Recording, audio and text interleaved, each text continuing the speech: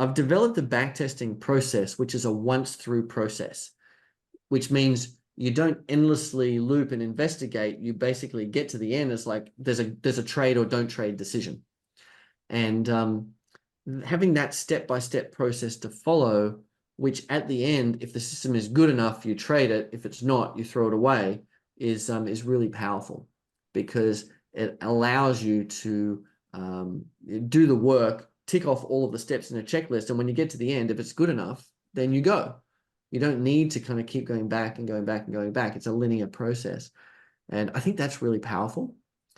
Combined with the fact that you don't have to trade, like your whole life saving, your whole, future wealth isn't going to be dependent on that one strategy. You're going to have multiple strategies.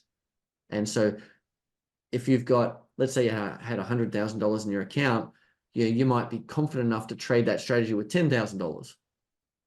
You might not be confident enough to trade it with $100,000. And that's good, because you shouldn't anyway. But getting off that analysis wheel, that